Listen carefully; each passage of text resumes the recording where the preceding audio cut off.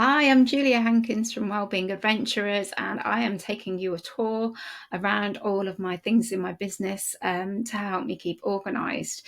As a late diagnosed ADHD person, I struggle with organisation unless it is really got a system.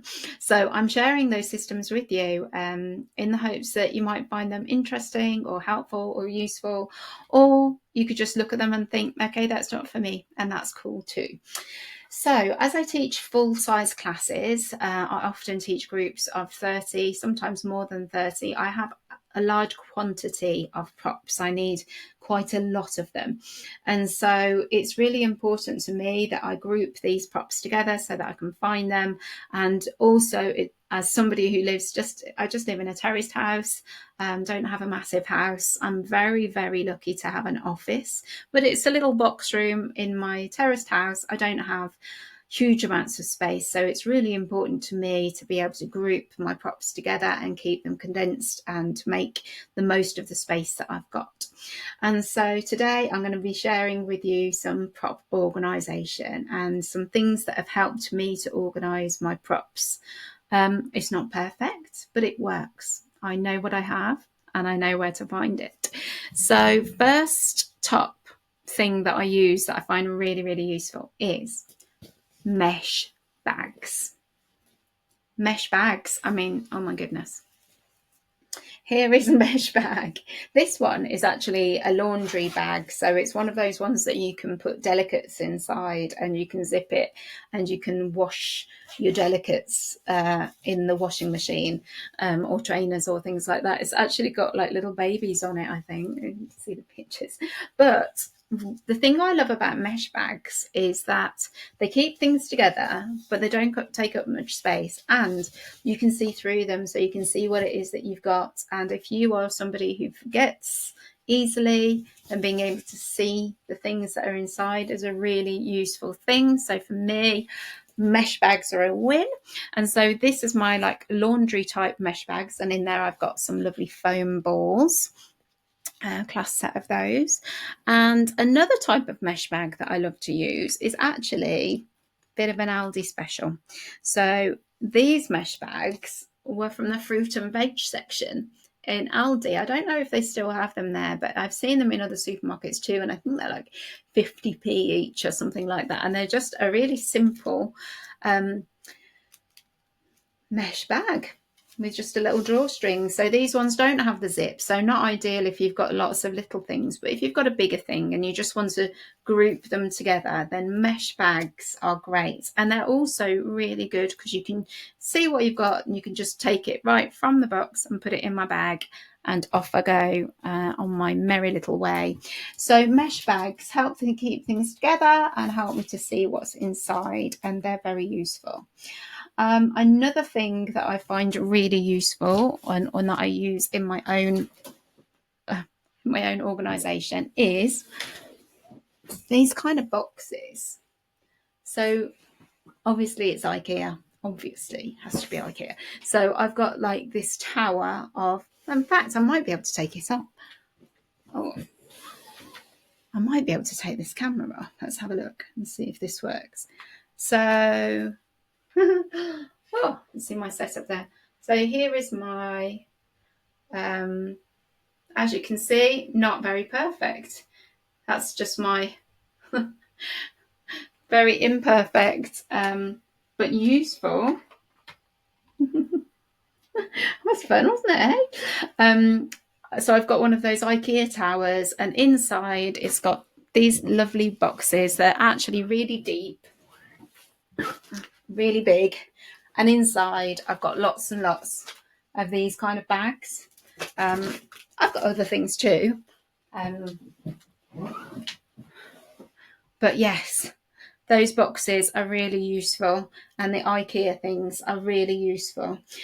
Another thing that I really like to use is coloured bags. Now, if you've watched my other video about cards, you'll know that I have a thing about colour. And so I use coloured bags to help me organise. Now, this is actually This is my blue coloured bag, so I know this is set 1 soft toys. They're in here. Actually, I also have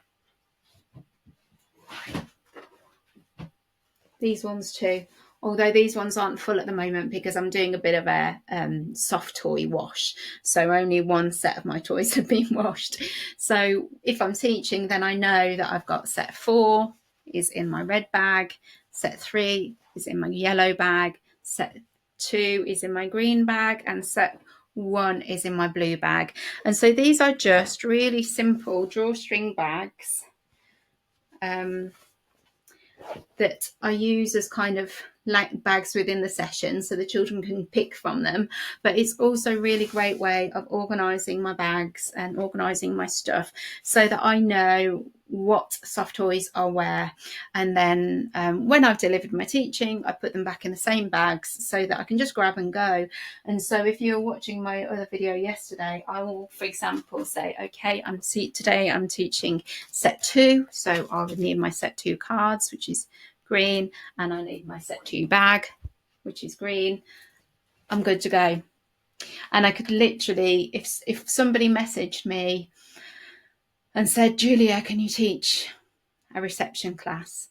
Then I'd be like, yeah, I'm going to grab my set 1 bag, I'm going to grab my set 1 cards, and I'm off to go. I'd be fine with just the cards, but I quite like having the bag of soft toys as well. So yes, colourful bags are brilliant. So we've talked about mesh bags, we've talked about colourful bags. Another thing that I really find very useful in storing props in a fairly small house, I mean it's not tiny, but it's also not massive, in my box bedroom, is finding hidden places to store things.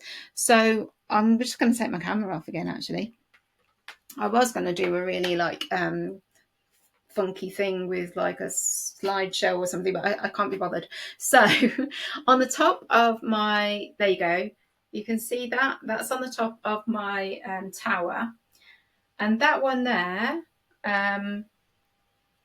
that's just a little bonus extra box, and it's kind of extra space because my tower of blocks is finished there, and I can put another box on top and maximize my space. And also I have underneath my desk, and so now you'll see how messy my room is. I've got a standing desk because, you know, I love my standing desk, I really do. But underneath my desk, it's really messy in my room actually. But there's all this hidden space, and actually, ta-da! Underneath my desk, I've got some extra bags with extra things in, and inside them are blankets and blocks, which are quite bulky, aren't they? Blankets and blocks. And so I store them underneath my desk because actually I'm quite short and I don't need all the space. I don't need all that leg room. And for the majority of the time I'm standing anyway, I have a standing desk. So I do use some of that space, but actually I don't need all of the space under my desk. So I shove things under there. And another thing that I do is I use a blanket to cover them up because I find it a bit overwhelming to have bags everywhere. And so I use a really lovely big blue blanket, and I literally just hang it over the bags. It's a really random video, isn't it? I hang it over the bags, and as you can see now,